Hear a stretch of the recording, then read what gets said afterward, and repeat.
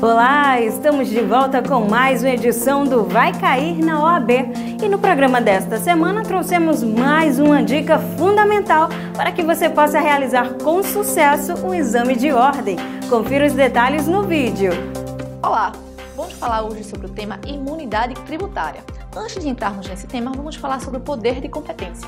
O poder de competência é o poder que emana da Constituição, direcionado aos entes políticos para instituírem tributos. A Constituição irá falar o quê? Falará o seguinte, que cabe à União instituir determinados tributos, cabe ao Estado e ao Distrito Federal, bem como aos municípios. Ela vai trazer o rol de competência tributária de cada ente político. O que acontece? Esse poder de competência encontra algumas limitações e uma dessas limitações é justamente a imunidade tributária. Só que a gente tem que lembrar o seguinte, que de acordo com o artigo 146, inciso 2º da Constituição Federal, caso alguma dessas limitações tributárias, limitações do poder de competência, precise de regulamentação, essa regulamentação se dará por meio de lei complementar e não por meio de lei ordinária ou medida provisória. Não esqueça disso, é por meio de lei complementar. Vamos lá, as normas de imunidade, elas podem ter algumas classificações, como por exemplo, classificadas como imunidades subjetivas, quando elas falarem a respeito de um determinado sujeito, como por exemplo, aquela imunidade recíproca, a imunidade direcionada à entidade religiosa.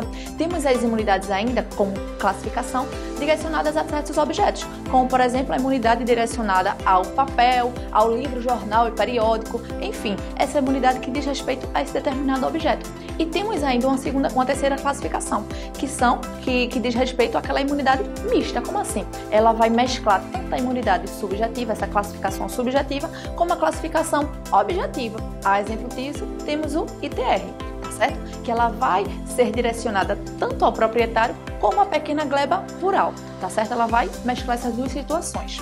As imunidades podem ser classificadas ainda como auto-aplicáveis quando não necessitem de regulamentação.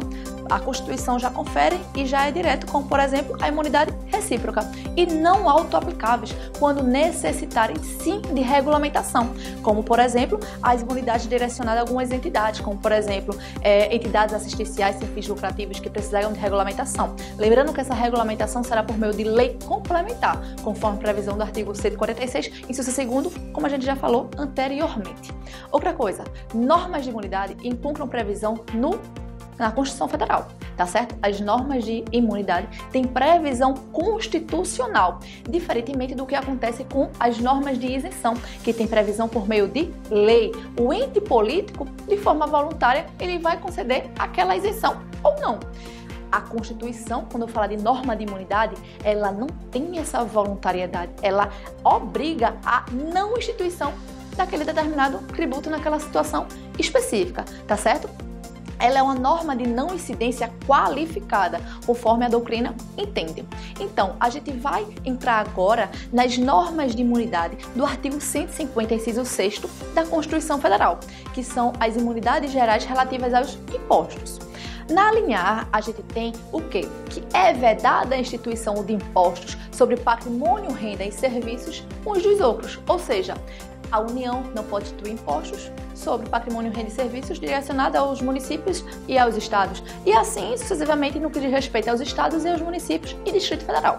O que a gente tem a respeito disso? Seguinte, se o estado tiver uma propriedade dentro de um município, o município não poderá instituir o quê? O IPTU. Por sua vez, se aquele município tiver automóveis, o estado não poderá instituir o IPVA. E assim sucessivamente, tá certo? Sobre essa imunidade recíproca, a gente tem que lembrar algumas situações. A primeira delas é o seguinte, é a do parágrafo 2º.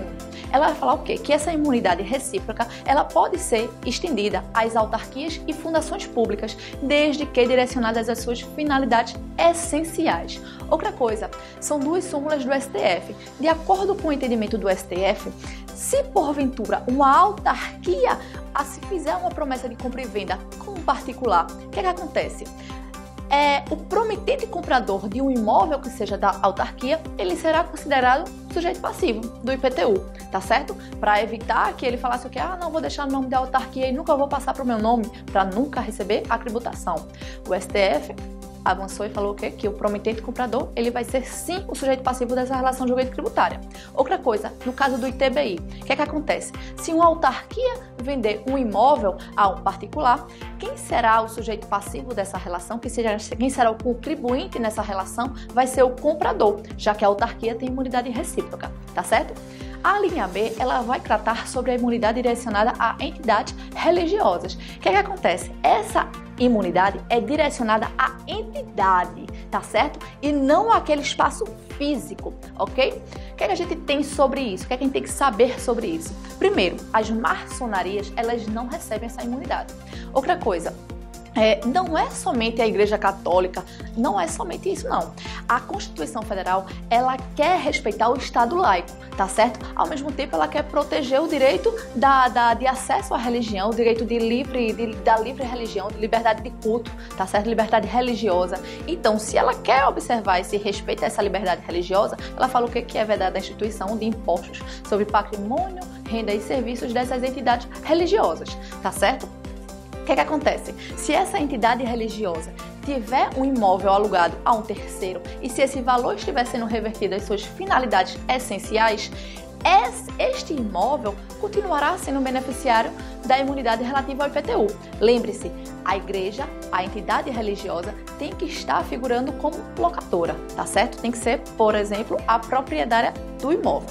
Outra coisa, se ela tiver um estacionamento que estiver arrecadando valores, o que acontece? Esse estacionamento, por sua vez, também receberá a imunidade relativa à IPTU, desde que os valores estejam sendo direcionados às finalidades essenciais.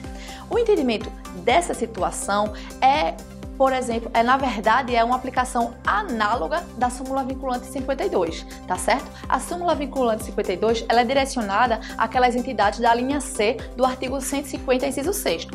Só que interpreta-se analogicamente aplicando essa súmula vinculante 52 a essas entidades religiosas, tá certo? Então, vamos agora para a linha C, já que a gente já citou ela. A linha C, ela vai ser uma imunidade direcionada a algumas entidades. Quais são essas entidades?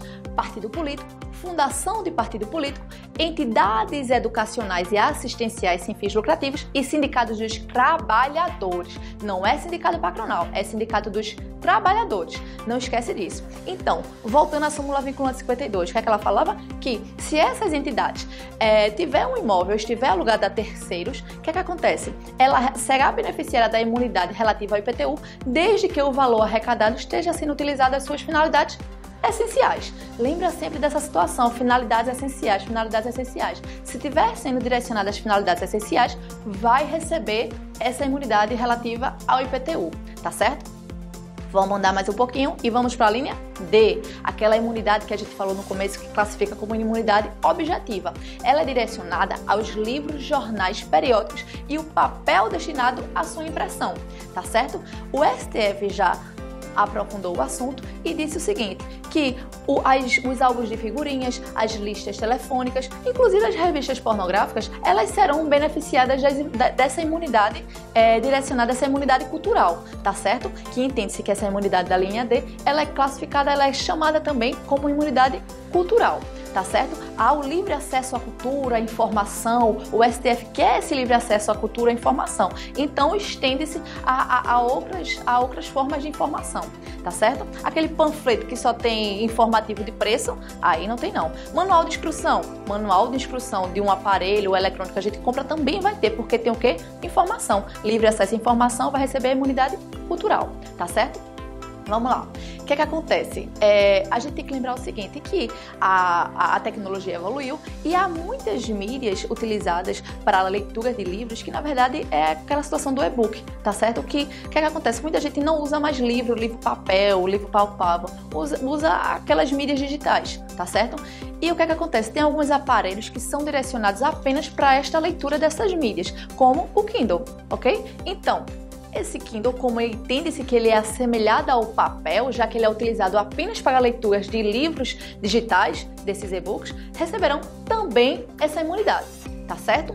Vamos andar e vamos para a linha E. A linha E, ela é uma introdução da Emenda Constitucional 75 de 2013 e ela é direcionada àquela imunidade que a gente chama de imunidade musical, tá certo? Ela vai falar o seguinte: se porventura um artista brasileiro produzir um disco, produzir uma mídia aqui no Brasil, ele vai receber a imunidade. Ou se um artista estrangeiro produzir um disco, um videofonograma, um fonograma aqui no Brasil, e desde que ele esteja gravando uma música ou um CD, um DVD de um artista brasileiro, vai receber essa imunidade musical. Lembrando que essa imunidade musical, ela vai até a etapa de replicação industrial de mídias a laser. Por quê? Porque a Zona Franca de Manaus, ela recebe vários benefícios fiscais. Então, não teria por que conceder essa imunidade a mídias digitais de leitura a laser se a Zona Franca de Manaus tem esse benefício, tá certo? Para evitar, então, esse choque de benefícios, por exemplo, estender a ao território nacional um benefício que, a priori, é só da Zona Franca de Manaus, o que é que fez? O Constituinte fez o seguinte: não, vai receber imunidade musical, salvo na etapa de replicação de mídias a laser. Agora, fita cassete e vinil é mídia laser? Não é mídia laser, então vai receber a imunidade. Tá certo? Minha gente, foca aí nos estudos, lê bem direitinho esse artigo 150 e esses entendimentos jurisprudenciais que eu falei para vocês, que vocês vão se dar muito bem na prova. Tchau! E se você acessar o nosso Instagram, @VaiCairNaOAB, vai poder encontrar esta e outras dicas sobre os assuntos abordados no exame da Ordem dos Advogados do Brasil. A todos, bons estudos e até o nosso próximo programa!